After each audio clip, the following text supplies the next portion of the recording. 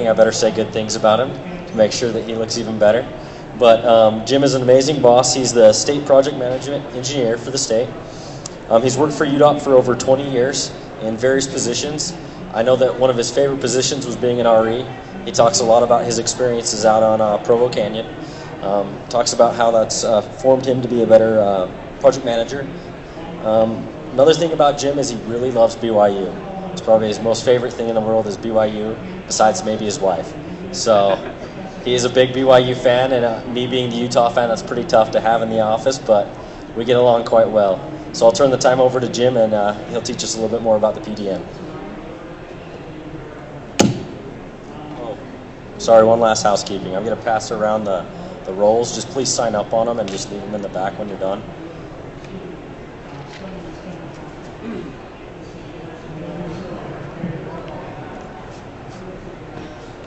Okay, I'm going to try to hold this really close, and I'm going to ask a little bit of help because the PDN can be kind of a little bit of a dry subject, if we're all honest about it. I've invited, and some could come, not everybody could come, but I invited some of the disciplines that we've worked with that have helped us with the content that's in the PDN. Jerry and Jeff are here. Cheryl's back there in the back. Let's see, who else did I see? Oh, Gay. Where's Gay at? Gay was here. There she is. What we tried to do is get this out to everybody. We tried to... Oh, and there's Brad. I almost forgot about Brad. And Brad's going to be my example later on, so I'm glad I saw Brad here. Actually, one of my first jobs when I first came to this position was to look at the PDN and follow and go through an update of that document. It's a 300-page document. I go into one of my first meetings in this position, and here's this 300-page document that you're just responsible for updating. And I have to admit that when I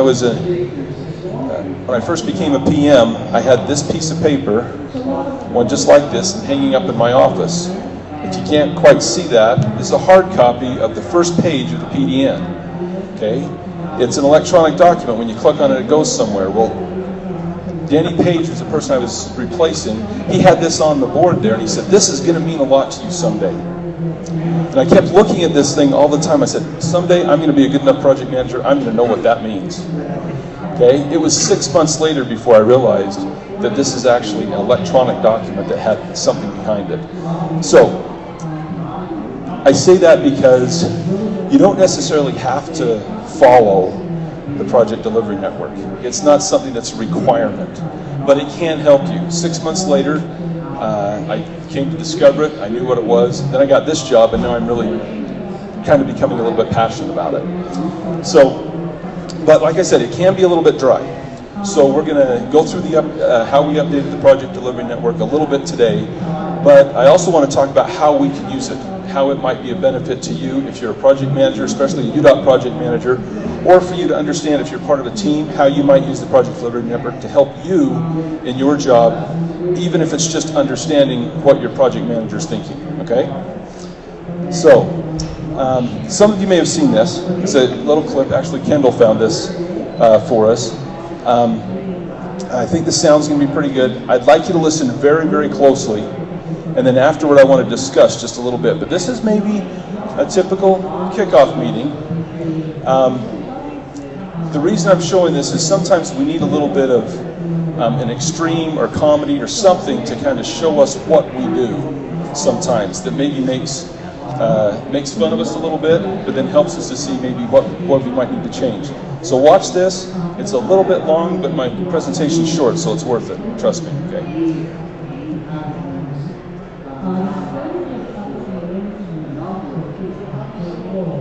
Our company has a new strategic initiative to increase market penetration, maximize brand loyalty, and enhance intangible assets. In pursuit of these objectives, we've started a new project for which we require 7 red lines. I understand your company can help us in this matter. Of course. Walter here will be the project manager. Walter, we can do this, can't we? Yes, of course. Anderson here is our expert on all matters related to the drawing of red lines. We've brought him along today to share his professional. Nice to meet you. Well, you all know me. This is Justine, our company's design specialist. Hello. We need you to draw 7 red lines, all of them strictly perpendicular. some with green ink, and some with transparent. Can you do that? No, I'm afraid. Let's not rush into any hasty answers, Anderson. The task has been set and needs to be carried out. At the end of the day, you're an expert. The term red line implies the color of the line to be red. To draw a red line with green ink is, well, if it's not exactly impossible, it's pretty close to being impossible. What does that even mean? Impossible. I mean, it is possible. There are some people, say, suffering from color blindness, for whom the color of the lines doesn't really make a difference. But I'm quite sure that the target audience of your project doesn't consist solely of such people. So in principle, this is possible. I'll simplify. A line as such can be drawn with absolutely any ink, but if you want to get a red line, you need to use red ink. What if we draw them with blue ink? It still won't work. If you use blue ink, you'll get blue lines. What exactly did you mean when you talked about the transparent ink? How to better explain? I'm sure you know what transparent means, Yes, I do. and what a red line means. I hope I don't need to explain to you. Of course not. You need to draw red line with transparent ink. Could you describe what you imagine the end result would look like? Come on, Anderson, what have we got here? Kindergarten? No, I'm just trying to get a... Let's not waste our time with these unproductive quarrels. The task has been set, the task is plain and clear. Now, if you have any specific questions, then go ahead. You're the expert here. All right, let's leave aside the color for the moment. You had something there also relating to perpendicularity. 7 lines, all strictly perpendicular. To what?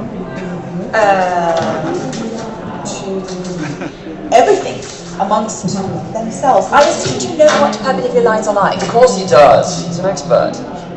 2 lines can be perpendicular. All 7 can be simultaneously perpendicular to each other. I'll show you. This is a line, right? Yes. And another, is it perpendicular to the first line? Well, Yes, it is perpendicular. exactly.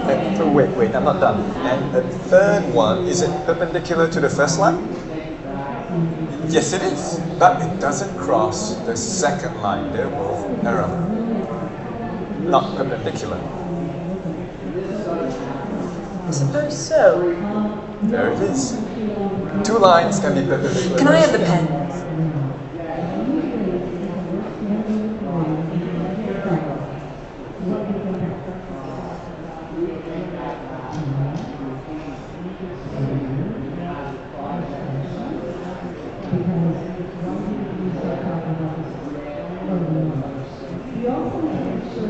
How about this? This is a triangle. It's definitely not perpendicular lines. And there are 3, not 7. Why are they blue? Indeed, I wanted to ask that myself. I have a blue pen with me. This was just a demonstration. That's the problem, your lines are blue, draw them with red ink. Won't solve the problem. Well, how do you know before you've tried? Let's draw them with red ink, then. Let's see. I don't have a red pen with me, but I'm completely certain that with red ink, the result will still be the same. But didn't you tell us earlier that you could only draw red lines with red ink? In fact, yes, I've written that down here. And now you want to draw them with blue ink. Do you want us to call these red lines? I think I understand. You're not talking about the color now, right? You're talking about that what do you call it? Perpendicularity, yes! That's it, now you've confused everyone. So what exactly is stopping us from doing this? Geometry. Just ignore it. We have a task, 7 red lines. It's not 20, it's just 7. Anderson, I understand you're a specialist in a narrow field. You don't see the overall picture. But surely it's not a difficult task to draw some 7 lines. Exactly. Suggest a solution. Without any fool can criticize. No offense. But you're an expert. You should know better. Okay. Let me draw you 2 perfectly perpendicular red lines, and I will draw the rest with transparent ink. They'll be visible, but I'll draw them. Would this suit us? Yes, this will suit us. Yes, but at least a couple with green ink. Oh, and I have another question, if I may. Can you draw one of the lines in the form of a king? What? In the form of a kitten. Market research tells us our users like cute animals. It would be really great if we could... No. Look, I can of course draw you a cat. I'm no artist, but I can give it a try, but it won't be a lion anymore, it'll be a cat. A lion and a cat, these are two different things. A kitten, not a cat. A kitten. A little, cute, cuddly. Cats, on the other hand, It won't make a difference. Anderson, at least hear her out. She hasn't even finished speaking and you're already saying no. I got the idea, but it's impossible to draw a line in the form of a cat. What about a bird? So, where do we stop? What are we doing? 7 red lines, 2 with red ink, 2 with green ink, and the rest with transparent. Sounds like red ink. Yes. Excellent. In which case, that's everything, right? Oh, I almost forgot. We also have our red balloon. Do you know if you could inflate it? What do I have to do with balloons? It's red. Anderson, can you or can you not do this? A simple question. As such, I can, of course, but Excellent. Organize a business trip. Cover the expenses. Go over to their location. Inflate the balloon. Well, this is very productive. Thank you all.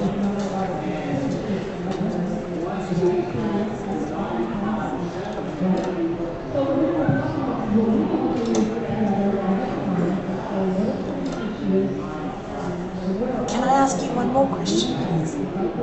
When you inflate the balloon, could you do it in the form of a kitten? of course I can. I can do anything. I can do absolutely anything. I'm an expert.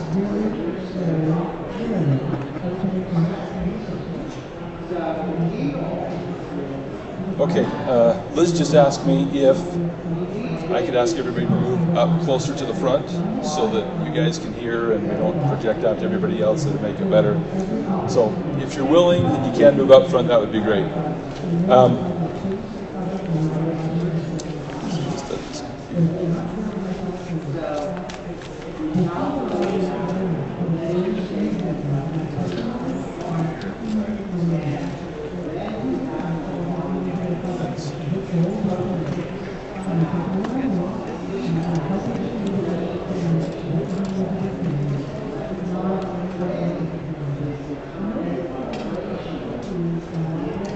Okay, as you're moving up, let's just have, I'd love just a quick discussion with you folks. What did you pull out of that meeting? What happened in that meeting that we sometimes see that we fall victim of? And I'll try to repeat what you guys say so we can all hear. Jeff. Assuming that everybody knew exactly what the meeting... Okay, they assumed everybody knew what they were going to do. They bring in the expert, and they're all going to tell the expert how to do his job, even though he's the expert, right? Okay, what else? Kendall? The expert tells them something and they don't want to listen. No, we can do this. Don't tell them we can't. Yeah, the expert, I mean, if you want to draw red lines, you're going to have to use red ink. Well, that's impossible. Well, you haven't even tried it. I mean, they constantly questioning, you know, that's, do we ever do that with our experts? Okay, just wondering. Anything else? Yeah. Not everyone has the same definition for anything. Nobody understood anything the same. I loved it. I tried to point it out when he gets up there and he says, here's a line. Is this a line? And they're like, yeah. Here's another line. Is it perpendicular? And the one gal's over there like, and then he finally says, yes, it is. Oh, of course. You know, immediately they agree. Yeah, but they didn't really understand all together, did they? Yeah. Got the one who drew the triangle. She knew what she thought she knew what she was doing, and she drew a triangle to be perpendicular. So the lady, I think, kind of represents the owner. She knew what she wanted. She wanted something. She thought, so she goes up and draws it. Like this. Yeah, just like this. But it's not what she had defined. So a little bit different from that. Okay. One of my favorites, and it was probably kind of hard to hear, but the consultant guy, he says, "What is keeping us from doing this?" And the expert said, "Geometry." And then the owner said, "Just ignore it." Okay. Have we ever had that in our meetings? I think we've done. Design exception. Let's just do that. We can just do that. Well, no problem. Okay. So I would argue that the expert was stifling innovation. the expert was not thinking outside the box. So Fred says he's stifling innovation. That's okay. And my little clicker's not working, so I'm gonna have to get back here, I think. So I threw some things together. Typical kickoff meeting. Roles were defined. Scope was discussed. Can we do this? Of course we can. Okay, we're a team. We can come together. We can make this happen. There was an attempt at communication. Everybody participated, but was there really listening? I mean, at the very end, what they all decide, hey, this is very productive. Let's get up. Here we go. And they walked out, and what the experts sitting there like, what just happened? Did we ever accomplish anything? And then, exactly, was there anything actually accomplished? So, now let me try and tie this back to project management. So in our area, we have a number of different tools that we're using, and we're trying to update. One of the things I'm going to mention really quick here is that I've been lucky to be able to take what somebody else has done before and just try to improve upon that. It would be hard to start at the very beginning, I know, because Fred has told me, because he was involved in writing the original Project Delivery Network. But without people like Fred, like Dave Adamson, Lori Dabbling, people that have worked there before I got there, this document wouldn't be there. And it is a valuable document. I've talked to, I have an opportunity now in my new job to talk to other states. And usually they call up and they ask, you know, how does UDOT deliver your projects? How do you do what you do? We usually point them to some of our website and some of the pages that we have and say, look over that and ask us any questions that you have about what we do. A couple of things that they bring up are the Project Delivery Network, and another one they really like is the Project Definition Document. They bring those both up and say, how do you use these? And how does your team buy into this stuff? So these are recognized and becoming recognized nationally for how we are doing these things. So all these tools here are things that we maintain and try to help. They're tools. They're not the end of everything, but they're tools that you can use. So I mentioned this before, one of my first assignments was kind of to help update the PDN. We did that in 2014. In going through that process, it was a little bit painful that first time. And I kind of felt like we needed to do it again, but we needed to involve the disciplines more. As you look at the chart, that's the Project Delivery Network, every one of those colors represents a different discipline. And we just felt like we needed to get their information and get it better from them. So in 2015, building up to 2015, we wanted to go and get that comprehensive update from every group. And we felt like we did that. We released that early in 2015, knowing that there were going to be changes. As part of the project definition document, at the beginning, we added in the preface a way that you could call, contact us, let us know of things that you felt like needed to be changed. And that, I'm going to highlight one of those in just a little bit.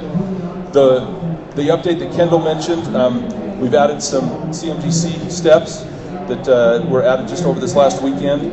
And ATMS or ITS was the other thing that we added this last time, and I'll talk about those in just a little bit.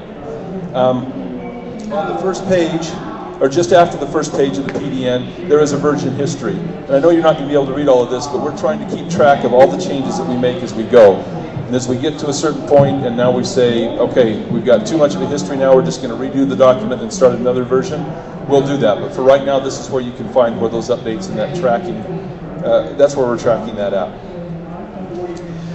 Right after we did this, we took this to our program managers, to our program delivery, and asked them, we said, okay, here's the new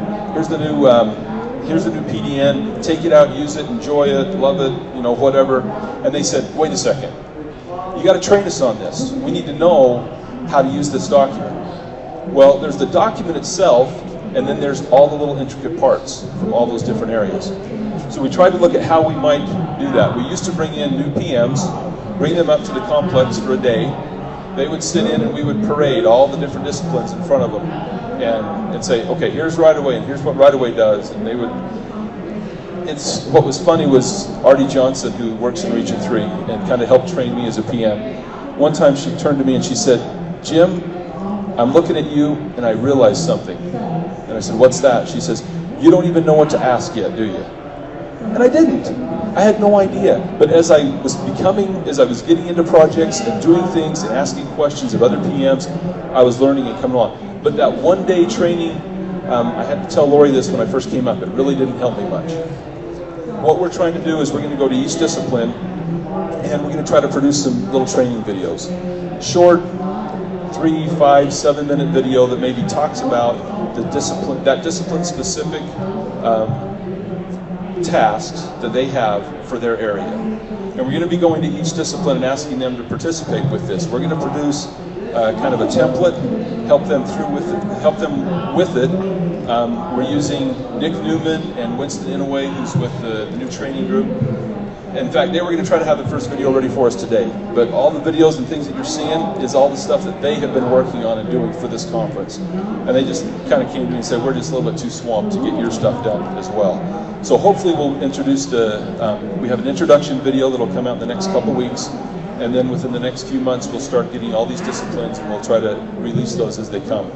But eventually we'll have one that will cover each area, and that'll be available online for PMs or team members to go and look at it anytime and hopefully get a little bit of an explanation. Now, when I say that, it kind of sounds like we're taking the personal side out of the training that we want to provide. You can always call.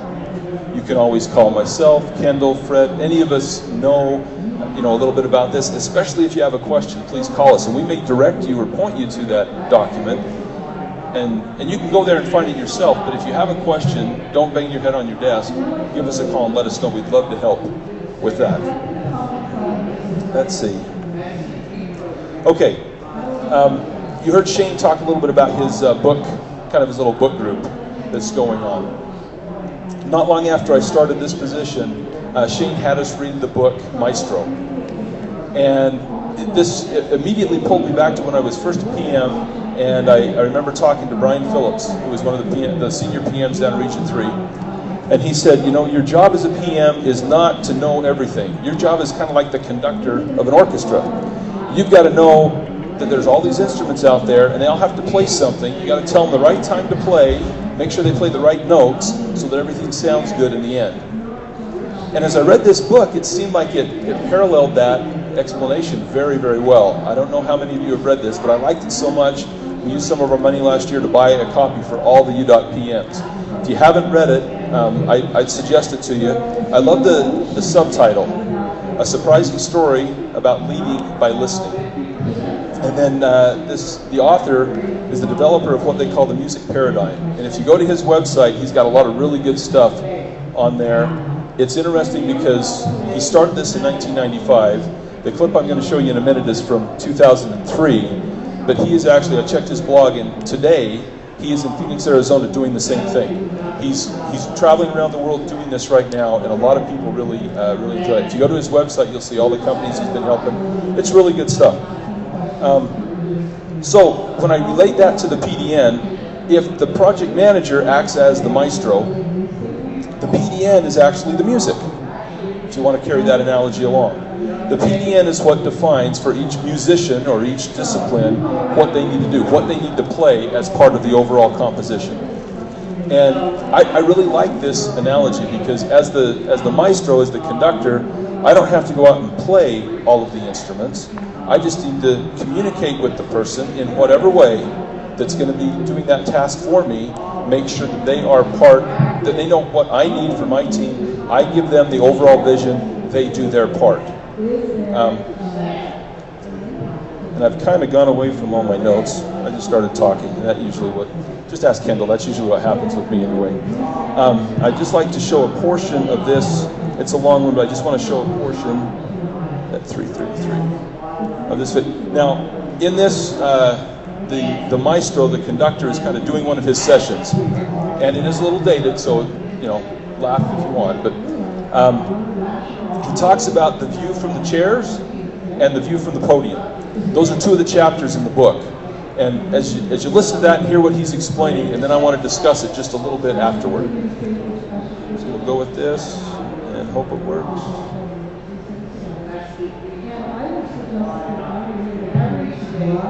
Music paradigm. I was a new manager with about 3,000 people reporting to me.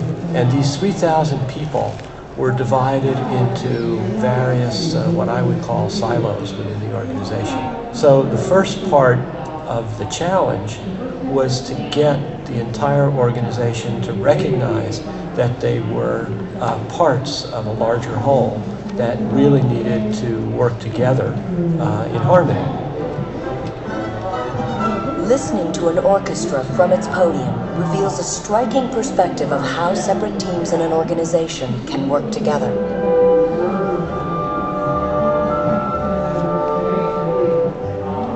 What do you want to say about this experience here? Well, it's fascinating to see the light and the shade between different parts of the orchestra and the way that they're harmonizing with each other. From the podium, not only do you get more information, but you can differentiate it. You can actually hear light and shade that was going on before, and you didn't realize it from your locality. So the podium affords the global view. To take that concept and illustrate it in an abstract way by something which is totally non-threatening, like music, sitting in an orchestra, you can get the message across in a much more fundamental way without the baggage of defensiveness and criticism. 2 years after we experienced the music paradigm, we still talk about the view from the podium as opposed to the view from the individual strings or brass. And so that's become a really indelible part of our thinking, of our terminology, of our discussions, and of our interactions. Okay.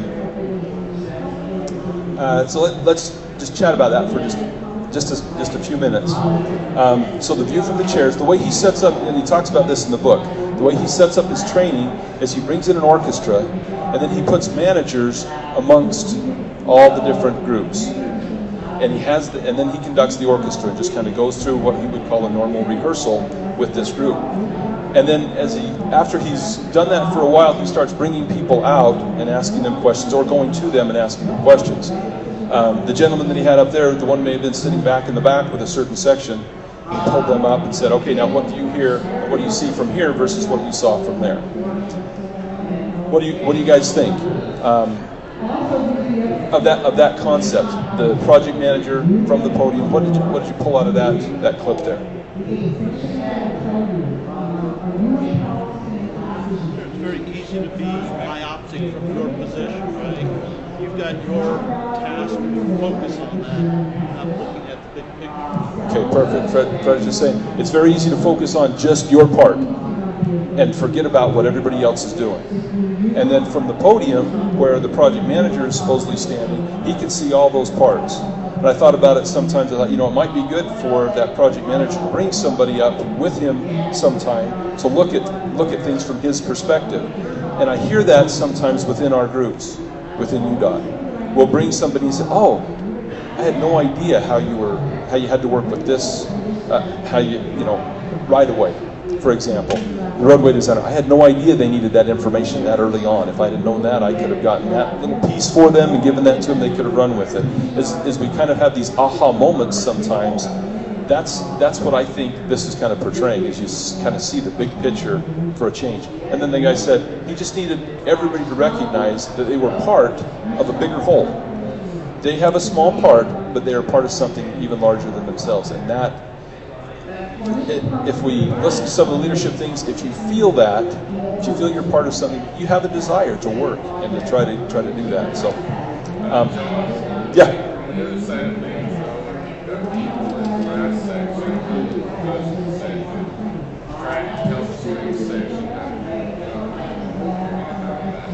Okay, so Jason was just saying, if you've got somebody in percussion telling the strings how to play, that might not go over so well. Or also it's conductors telling someone in percussion, play the string notes. Those aren't my notes. Exactly. And you almost go back to the expert, where he said, hey, you're the expert in drawing red lines, can you blow up a red balloon? What do I have to do with blowing up balloons? Well, it's red, so it must tie somehow. Yeah, we do that. And so, as I pull this back to the definition of the PDN and what we use it for, that defines those roles, and it helps the project manager know who he needs to be talking to and who's in charge of those different tasks. I know for consultants, it's big for them, because as they put their contracts together, they're putting together all of those roles into a contract that they're going to fulfill. And the PDN is the default language in those contracts, so it is kind of important for that. Let's see. I don't know how to make this thing. There we go. Okay. So here were some of the key points that the Maestro brings out. We've already talked about a number of these. The Maestro doesn't micromanage. He allows people to do their part. In the book, it really comes out very strong that the Maestro, he trusts his individual musicians. They are professionals. They are very good at doing what they do. Let them do their thing. In fact, he said, I might tell them how to do something, and that might inhibit them from giving me something even better that they could have given me had I not given them those parameters. So he lets them do what they do, and they go from there. You enable people to feel ownership in the whole piece, and a Maestro leads by listening. I attended the leadership session yesterday, and one of the things that came out of a characteristic of a really good leader is somebody that listens to their people. And the Maestro, that's kind of the basis of this book, that you lead in that way. So I wanted to go through a quick application, and this was our the ITS section, and I appreciate they sent me their kind of a couple of slides that I've just incorporated into my presentation. But as part of asking them for this most recent update, we asked them to go through and give us their changes. We also had a request to add the ATRs, the automated traffic recorders. Is that right, Brad? It's actually out of research, but yeah, we help. Well, they wanted to add it into your portion. So we had somebody come to us and said, we've got these automated traffic recorders. They're all over the state, and we don't know where they reside. Who owns these? Because, research has them, somebody has them, but they were never addressed anywhere in the Project Delivery Network. And they came to us and said, can we add that somewhere? What seemed to make the most sense was in the ITS group, because they're involved in installing them, hooking them up, whatever. We thought that would make the most sense. We talked to Blaine Leonard, and he helped us to put some language in there, added a couple of paragraphs. It's not all that much, but it just reminds everybody, hey, did you take this into account when you were designing this project? Did you look at it? So it's a little bit of a checklist. We all love checklists, but it lets you make sure you're catching everything that could be there. As I talked to Blaine, he sent me these slides, as I mentioned. They reviewed their actual requirements, made a few other minor changes. They stressed the importance of trying to get their team involved early on. And really what he said is it highlights the need of trust between groups. And we'll go talk a little bit more about that. So what they wanted to encourage us to tell to our group, and I would submit that this not only applies to ITS, but to any other group that you want to talk about in the Project Delivery Network. If you get them involved early, if you talk to them and communicate with them, that will always benefit your project. So for them, they'd actually like to be involved even before the scoping phase. They'd like to be involved in concept development. I'm not exactly sure how to make that happen. That's pre-PDN, but we'll have some contact information at the end of these slides that if you talk to them, they'd love to be involved. As you engage them, I'll go forward here for just a second. So here's just a copy of the new Project Delivery Network. If you look at that whole network, ITS really has what? 3 little parts. Really not all that much, right? But how critical are those parts? What could happen if those are not taken care of? You could have a schedule delay. There are delays on other state furnished items, things like that could happen. Cheryl? Oh, just stretching, okay. You may be in danger of not having enough funding if it's a significant ITS addition that you didn't take into account, or you could have some other conflicts that might be involved. So even though there's only 3 little parts, they could have a significant impact on your schedule. For South Davis, it was tied to substantial completion. I'm sorry? The South Davis project was tied to substantial completion. So the ITS hookups were tied to substantial completion on that. So that's going to make people make sure they take care of it, isn't it? So, okay, good. Blaine also mentioned traffic signals. I think you heard Carlos yesterday. 89% of our traffic signals in the state are now tied into the overall system. Blaine wanted to stress to me, he said, now any signal that goes in, it's a design exception if you're not tying it in to the system. So sometimes our traffic signals come at us pretty fast. but we need to make sure we get the ITS folks involved in those projects early on. He also mentioned to me that there's a need, during the construction phase of a project, you may need support from the ITS group to maintain pucks or different things that are out in the roadway, what you can shut down and when. We're not going to know that. As the project manager or as the designer, we're not going to know those things. We've got to rely on Blaine, Brad, their group to come in and help us to work through that. So once again, the PM doesn't have to know all that stuff, but if he knows the right professional or the right musician that plays those notes and talks to them, they can help him through that process. Here's the contact information for the ITS team. Blaine, I know, always welcomes a phone call, and he's very good at getting back to you if you do contact him. But then there's also assignments to each region, and then Lynn Yoakum for fiber is an invaluable resource. Make sure you use her if you've got any sort of ITS stuff on your project. Make sure you turn to them. Now, we used the ITS team as an example here, but I think if I were to talk to Cheryl and structures and say, do you want to be involved early and do you want to make sure your concerns are heard all along? Everybody, any member of these teams, any color on that chart would appreciate being involved early on.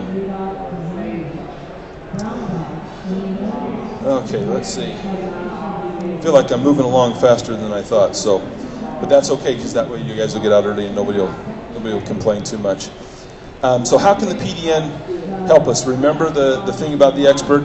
How do you, and I wanted to make this a little bit more interactive, I know it's hard to hear, but how do you think you guys can use the PDN to help you to be more productive as a project manager? Figure out who the expert is in that other group. Excuse me? Figure out who the expert is in that other group. Figure out who the expert is, and maybe listen to them. Maybe actually listen to what they have to say. Okay, figure out who the expert is. And the PDN will guide you to that to some degree. You'll know what group to talk to. You'll know who the leaders are in that group. Call them up, give them a call, get somebody from their group involved in your meetings. That will definitely help. Other ideas? Jeff? Tasks associated with milestones. What tasks need to be completed before proceeding to? Okay, so just keeping track of the tasks associated with each milestone. As a PM, when I was approaching a milestone meeting, a lot of times I would look at that and say, what needs to be ready, for this meeting? I really appreciated a roadway designer or a consultant or somebody that came to me and said, hey, we've looked through, here's all the things we're going to give to you, we're ready for this meeting. That was so nice. That made life easy. A few times they'd come and say, hey, we're coming for the meeting, we'll see you at that time. And I'd kind of have to look back, have we got this and this and this and this? And that's where you'll find those tasks, is in the Project Delivery Network. Any other ideas? Kendall.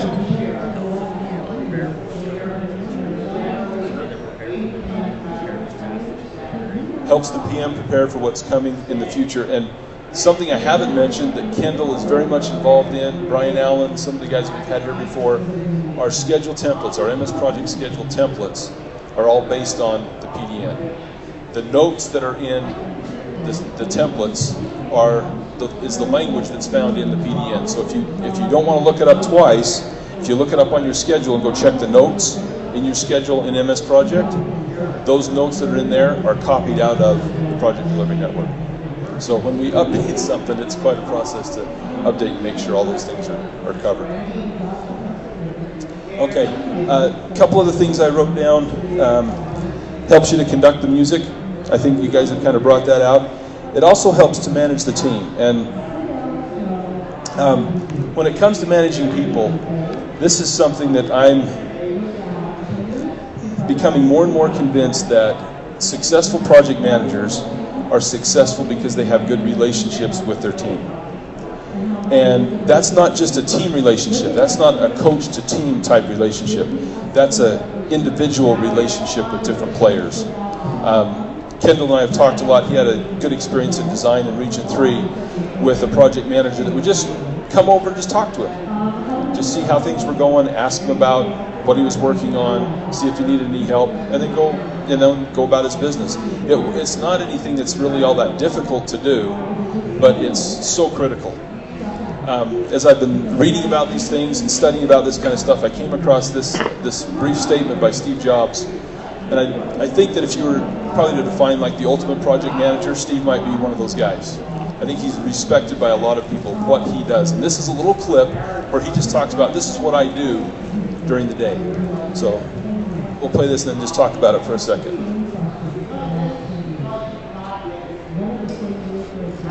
We all meet for 3 hours once a week, and we talk about everything we're doing, the whole business. And there's tremendous teamwork at the top of the company, which filters down to tremendous teamwork throughout the company. And teamwork is dependent on trusting the other folks to come through with their part without watching them all the time, but trusting that they're going to come through with their parts. And that's what we do really well. And we're great at figuring out how to divide things up into these great teams that we have and all work on the same thing, touch bases frequently, and bring it all together into a product. We do that really well. And so what I do all day is meet with teams of people and work on ideas and solve problems to make new products, to make new marketing programs, whatever it is. And are people willing to tell you you're wrong? Yeah. I mean, other than snarky journalists. I mean, people that work. Oh, yeah. No, we have wonderful arguments. And do you win them all? Or? Oh, no, I wish I did. No, see, you can't. If you want to hire great people and have them stay working for you, you have to let them make a lot of decisions, and you have to be run by ideas, not hierarchy. The best ideas have to win. So, otherwise, good people don't stay. But you must be more than a facilitator who runs meetings. You obviously contribute your own ideas. I contribute ideas, sure. Well, why would I be there if I didn't? Okay, tell me what you think about that. Yeah. Best ideas have to win. Best ideas have to win. We're not going to go on a hierarchy or anything like that. Somebody's got to be humble enough to say, hey, that's a better idea. I like that idea better. The best ideas win. Very good. Yeah. There's going to be conflict. That's what makes teams work. That's what makes them productive, innovative. We have to have conflict. If everyone just agreed, we wouldn't get anywhere. So what Kendall just said, I don't know that anybody could hear that. Sorry about the sound again, but he just said there's conflict. And there has to be conflict. If we don't have it, we may not come up with those great ideas from later on. He talks and he says, hey, we have wonderful arguments. Is the word he kind of used to describe it. Kendall and I just finished reading a book. You guys will appreciate the name of this book. It's called Death by Meeting. And if you had a chance to read it, it's actually kind of interesting. But it goes in and says, part of the book, part of what it tries to teach is the conflict in the meeting is what makes the meeting interesting, what makes it good. And a lot of us, we go to meetings and just think we're supposed to just sit there and listen, and we take a couple notes and then we leave.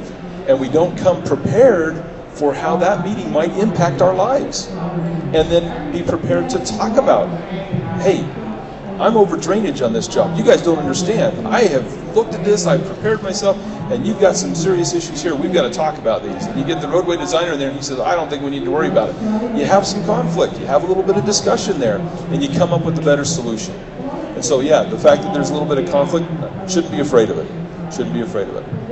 Andrew.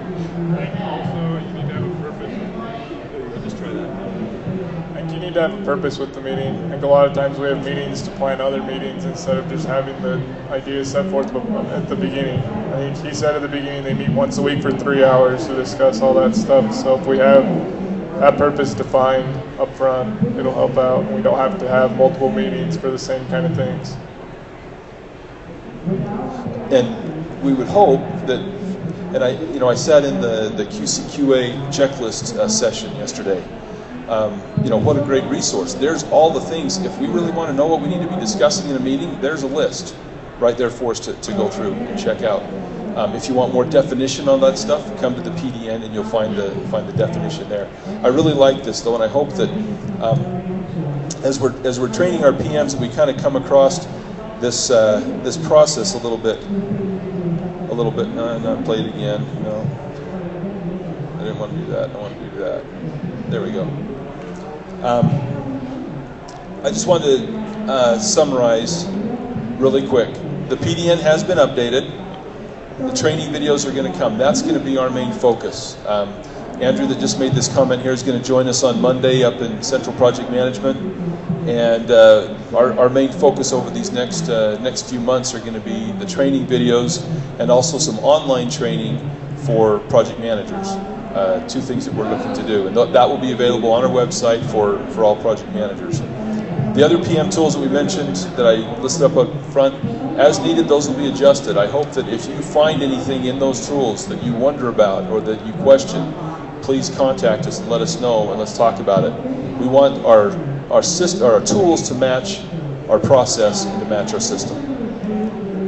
And then we brought into account the PM is the maestro, the PDN is the music. I would commend that book to you if you'd like to read that. It's a great leadership book. It's a great just relationship type book to read, and very short, 3.5, 4 hour read, and you're through it, and it's quite entertaining. But then I think it teaches some good principles. One of the things I'll bring out just to end with that came from the Maestro book at the beginning.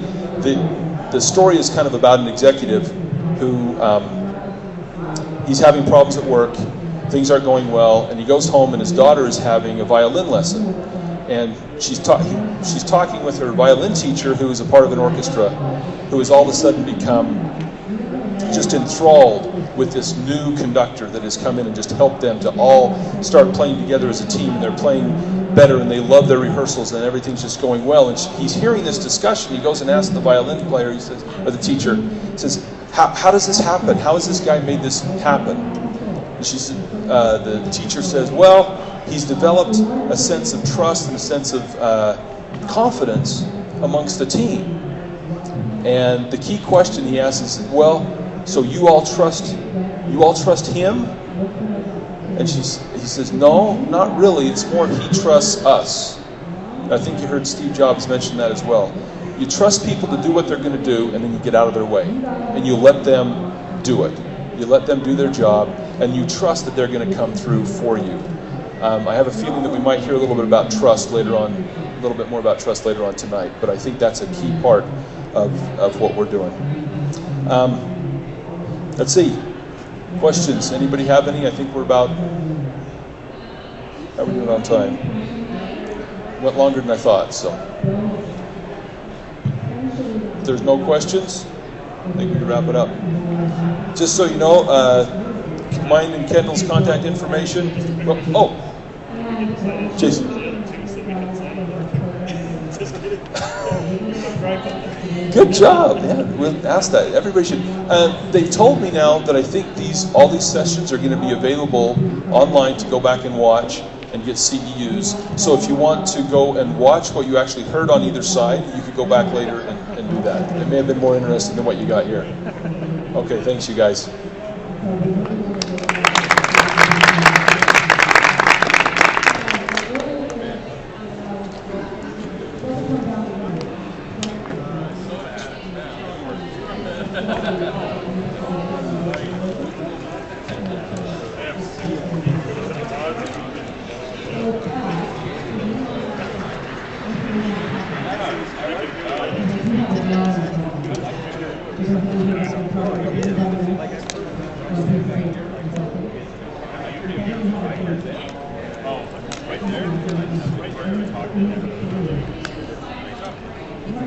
Oh, that is